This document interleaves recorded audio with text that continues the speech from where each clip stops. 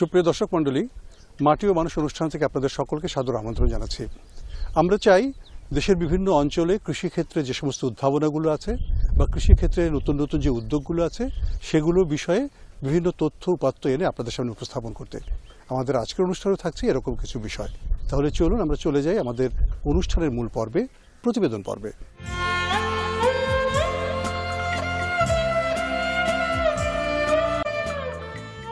বাংলাদেশে কৃষিক্ষেত্রে বিগত কয়েক দশকে একটি বড় ধরনের উন্নতি হয়েছে।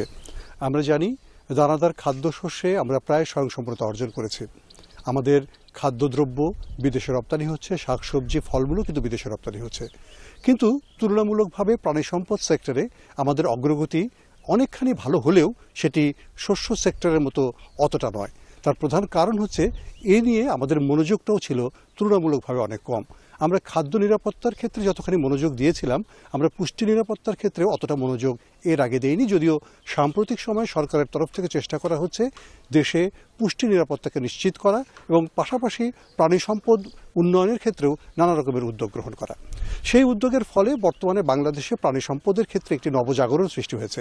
মানুষ চেষ্টা করছেন গবাদি পশুর খামার করতে, মানুষ চেষ্টা করছেন মাংসের খামার করতে, দুধের খামার করতে, এবং একই সাথে ডিমের খামার, হাঁসের খামার, ভেড়ার খামার এগুলোকে কিন্তু তারা পরিচালিত করছে দেশের প্রত্যন্ত অঞ্চলে। কিন্তু একটি কথা বাস্তব যে এক্ষেত্রে কিন্তু আমাদের জনসম্পদের একটি বড় ধরনের ঘাটতি আছে, প্রযুক্তির ক্ষেত্রেও কিন্তু কিছু সীমাবদ্ধতা আছে। মাঠ পর্যায়ে সেবা প্রদানের ক্ষেত্রে যে ধরনের অবস্থাগুলো থাকা দরকার সেটি কিন্তু নাই। সেই দৃষ্টিভঙ্গি থেকে সরকারের পাশাপাশি বেসরকারি প্রতিষ্ঠানগুলো চেষ্টা করছে কিভাবে এই দক্ষতাকে দূর করা যায় বা দক্ষতার প্রয়োজনকে নিশ্চিত করা যায়, পাশাপাশি অন্যান্য কাজগুলোকে দেওয়া যায়। সেই দৃষ্টিভঙ্গি থেকে তৈরি হয়েছে ঢাকার পাশে ড্যামরাতে আমুলিয়া মডেল টাউনের ভেতরে মডেল লাইভস্টক ইনস্টিটিউট, যেটির মূল উদ্দেশ্য হচ্ছে বেসরকারি পর্যায়ে খামারিদেরকে প্রশিক্ষণ প্রদান করা, জনশক্তি তৈরি করা এবং প্রাণী সম্পদ পালনের ক্ষেত্রে যে সমস্ত সহায়তাগুলো দরকার সে ধরনের সেবা বা সহায়তাগুলোকে প্রদান করা। আমরা আজকে এসেছি এই বিষয়ের উপর একটি প্রতিবেদন আপনাদের সামনে উপস্থাপন করবার জন্য। দর্শক মণ্ডলী, চলুন আমরা দেখে নেই এবং জেনে নেই বিভিন্ন কথা।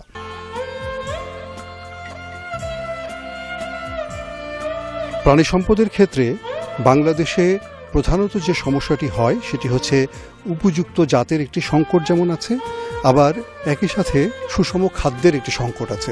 এর আগে কৃষক পর্যায়ে যখন প্রাণী সম্পদ প্রতিপালন করা হতো সেটি কিন্তু তারা প্রতিপালন করতেন অনেকটা শখের বশে, বাণিজ্যিক উদ্দেশ্যটা সেখানে কিন্তু তেমন ছিল না, যে কারণে প্রাণী সম্পদের উন্নয়নের ক্ষেত্রে কিন্তু ব্যক্তি পর্যায়ের চেষ্টাটাও ছিল কম। কিন্তু সাম্প্রতিক সময়ে এসে প্রাণী সম্পদের খামার হচ্ছে এবং সেটি বাণিজ্যিক খামার হিসেবে পরিচালিত হচ্ছে। মানুষ মনে করছেন আত্মকর্মসংস্থানের জন্য, পুষ্টি উৎপাদনের জন্য প্রাণী সম্পদ একটি বড় ধরনের অবদান রাখতে পারে। সেই দৃষ্টিভঙ্গি থেকে বেসরকারি পর্যায়ে যে উদ্যোগগুলো নেওয়া হয়েছে সেটি খামার তৈরির উদ্যোগই নেওয়া হয়েছে যাবৎকাল। বেসরকারি পর্যায়ে সেবা প্রদানের উদ্যোগটি কিন্তু এ পর্যন্ত ছিলই না। সরকারি পর্যায়ে সেবা প্রদানের বিভিন্ন রকমের সুযোগ থাকলেও সেটি সকল খামারিকে কিন্তু স্পর্শ করতে পারে না বা সকল খামার পর্যায়ে কিন্তু সেটা যেতেও পারে না। সেই দৃষ্টিতে মডেল লাইভস্টক ইনস্টিটিউটটি বেসরকারি পর্যায়ে সেবা প্রদানকারী সংস্থা। তারা মূলত উদ্যোক্তাদেরকে ট্রেনিং, মাঠ পর্যায়ের যে সমস্ত কর্মী আছে তাদেরকে ট্রেনিং দিচ্ছে এবং একই সাথে তারা প্রাণী সম্পদের নানা রকমের সেবা প্রদান করছে। আমরা এখান থেকে আজকে জানার চেষ্টা করব যে এই সংস্থাটি কিভাবে প্রাণী সম্পদের ক্ষেত্রে প্রশিক্ষণ পরিচালনা করছে এবং কী কী বিষয়ে প্রশিক্ষণ পরিচালনা করছে এবং একই সাথে কী কী ধরনের সেবা তারা প্রদান করছে সেটি আমরা তাদের কাছ থেকে জানার চেষ্টা করব।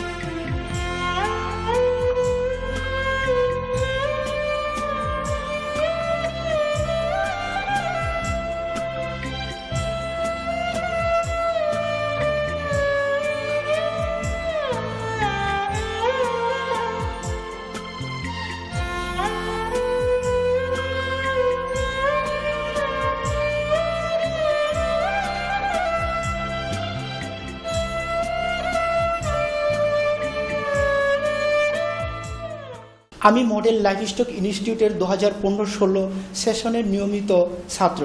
আমার নাম মোহাম্মদ সাইফুল ইসলাম।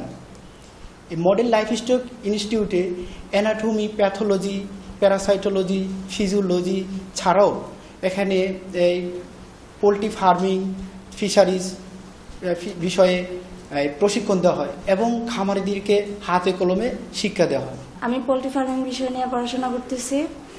তো আমরা এখান থেকে ডিজিটাল পদ্ধতিতে কিভাবে অল্প সময়ে অল্প খরচের মধ্যে পোলট্রি ফার্মের মুরগিগুলোর থেকে অধিক পরিমাণে প্রোডাক্ট উৎপাদন করতে পারি সেই বিষয়ে শিক্ষা গ্রহণ করছি।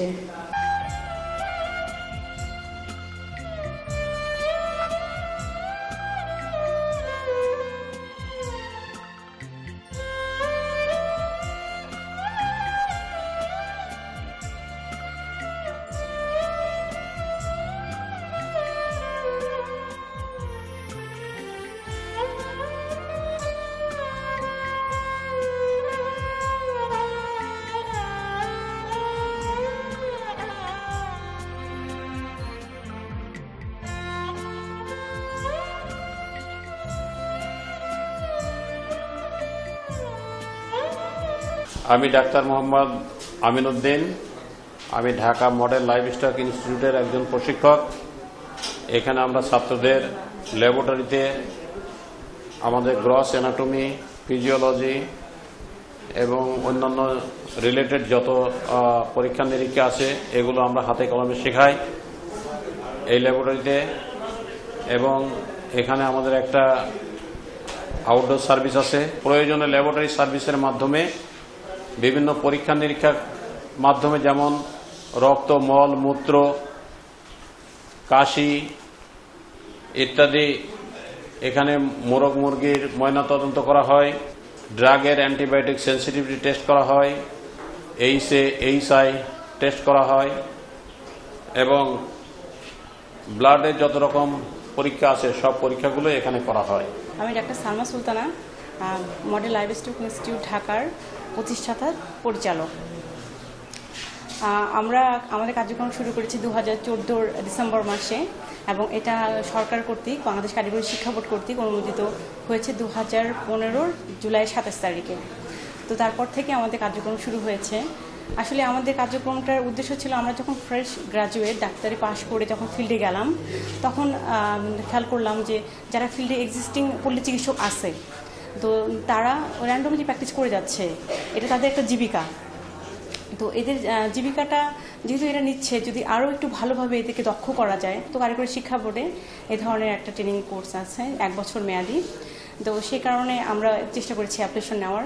তারপরে আমরা অ্যাপ্লিকেশনটা পেয়ে যাই, তারপরে আমাদের এখানে ট্রেনিংটা শুরু হয়। এখানে আমাদের বেসিক্যালি 2টা ট্রেড আছে, অ্যানিম্যাল হেলথ অ্যান্ড প্রোডাকশন এবং পোলট্রি ফার্মিং, এবং সেই সাথে শর্ট কোর্সগুলো যেমন হ্যাচারি ম্যানেজমেন্ট, তারপর ডেইরি খামার ম্যানেজমেন্ট, কৃত্রিম প্রজনন, মৎস্য চাষ, এগুলো সবগুলোই আমরা এখানে শর্ট কোর্স হিসাবে আমরা ট্রেনিং দিয়ে থাকি। আপনারা জানেন যে আমাদের দেশে কিন্তু গবাদি প্রাণীর সংখ্যা বেশি, কিন্তু তারপরে উৎপাদনটা কম। উৎপাদনটা কম হচ্ছে এই কারণে যে সঠিক ব্যবস্থাপনা এবং সঠিক জ্ঞানের মাধ্যমে তারা ট্রিটমেন্টটা করতে পারছে না। তো আমাদের প্রচুর বেকার সম্প্রদায় আছে এবং এটা দেখা যাচ্ছে যে অর্থের জন্য সঠিক চাকরি যখন পাচ্ছে না তখন কর্মসংস্থান থেকে ডিভিশন হয়ে তারা বিভিন্ন হতাশাগ্রস্ত হয়ে হয়তোবা নেশায় আসক্ত হয়ে যাচ্ছে, কিংবা দেখাচ্ছে বিদেশে কষ্টকর উপায়ে আর্নিং করে নিয়ে আসছেন। তো যদি দেশে তারা প্রাণী সম্পদের উপরে প্রশিক্ষণ নেয়, প্রশিক্ষণ নিয়ে যদি একটা ভালো জীবিকা অর্জন করতে পারে সেটা আমাদের দেশের জন্য মঙ্গল বয়ে আনবে।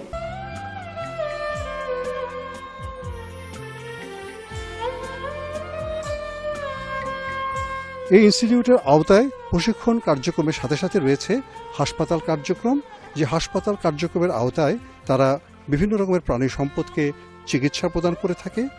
হাসপাতাল কার্যক্রমের আওতায় এখানে গবাদি প্রাণীকে, পোষা প্রাণীকে এবং পাখিকে চিকিৎসা প্রদান করা হয়। পাশাপাশি কৃত্রিম প্রজননের কাজ যেমন এখান থেকে করা হয়, টিকা প্রদানের কাজ এখান থেকে করা হয় এবং বিভিন্ন রকমের স্বাস্থ্য পরামর্শ প্রদান করা হয়। আমরা জানি যে রোগবালাই প্রতিরোধের জন্য চিকিৎসা প্রদানের আগে একটি গুরুত্বপূর্ণ কাজ হচ্ছে ডায়াগনস্টিক কার্যক্রম, কারণ সঠিকভাবে যদি রোগ নির্ধারণ করা না যায় তাহলে সঠিক চিকিৎসাটি প্রদান করা যায় না। ডায়াগনস্টিক কার্যক্রমের আওতায় এখানে একটি চমৎকার ল্যাবরেটরির মাধ্যমে বিভিন্ন রকমের পরীক্ষা সম্পন্ন হয়, যেমন ময়নাতদন্ত যেমন করা হয়, একই সাথে রক্ত, মলমূত্র এগুলোকে পরীক্ষা করা হয় এবং অন্যান্য রোগ জীবাণু পরীক্ষা করেই কিন্তু চিকিৎসা সেবাটি তারা প্রদান করে এই ডায়াগনস্টিক কার্যক্রমের মাধ্যমে।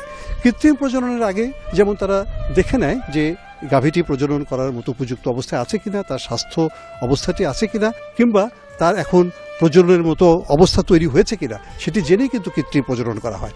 আমরা জানি কৃত্রিম প্রজননের ক্ষেত্রে একটি সংকট আছে, সেটা হচ্ছে যে সঠিক সময়ে যদি প্রজননটি করা না যায় তাহলে প্রজনন কার্যক্রমটি সফল হয় না, আর একবার যদি সফল না হয় তাহলে কিন্তু খামারির জন্য সেটি একটি সংকট অবস্থা সৃষ্টি করে, কারণ এটি আবারও প্রজননের আওতায় নিয়ে আসতে কিছুটা সময় লাগে। সব মিলিয়ে ছোট হলেও সমস্ত আধুনিক জ্ঞানগুলোকে যুক্ত করা হয়েছে এই ইনস্টিটিউটে। এ ধরনের ইনস্টিটিউট এই অঞ্চলের এবং পাশাপাশি জাতীয় পর্যায়ে প্রাণী সম্পদ উন্নয়নের ক্ষেত্রে ভূমিকা রাখতে পারবে, এটাই আমরা আশা করি।